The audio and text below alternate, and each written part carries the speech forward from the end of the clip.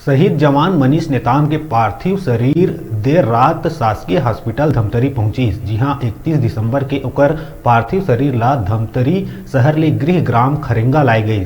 जी हां, क्षेत्रवासी मन नम आँखी ले विदाई दीस।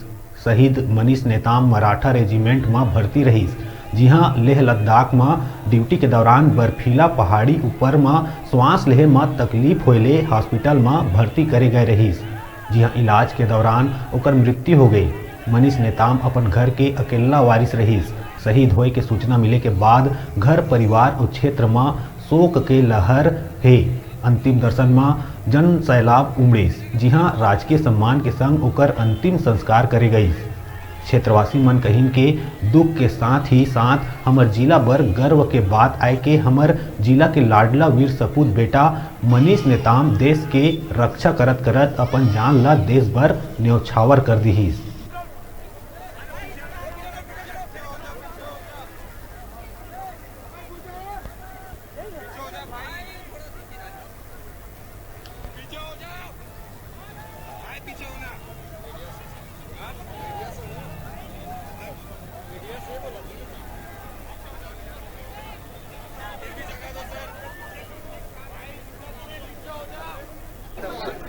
बड़े ही गर्व की बात है कि हमारे क्षेत्र का लाडला खरेंगा का माटी पुत्र मनीष नेताम देश के बॉर्डर में 0 सेंटीग्रेड तापमान से भी कम तापमान पर ड्यूटी दे करके भारत माता की सेवा करते हुए अपने प्राणों की आहुति दे दी।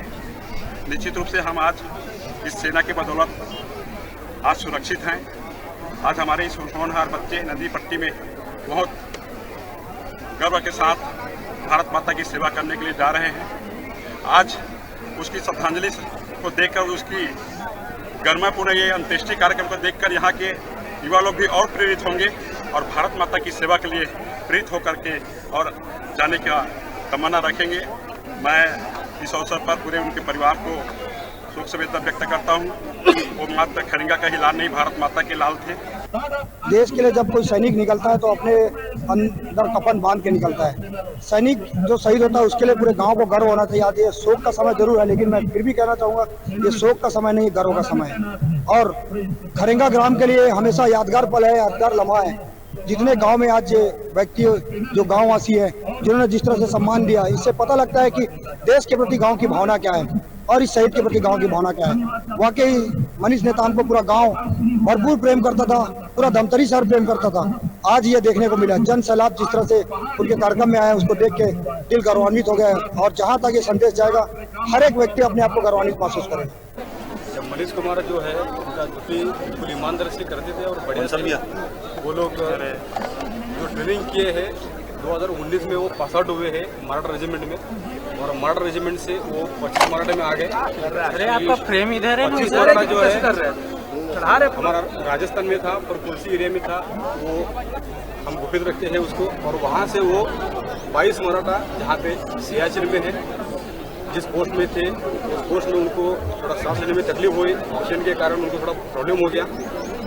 और वहाँ से जब उसको मिलिट्री हॉस्पिटल लाया गया, मिलिट्री हॉस्पिटल कैसे लाया क्या है वो पूरा हम आपको नहीं बोल सकते, उसको हम गुपित रखना चाहते हैं।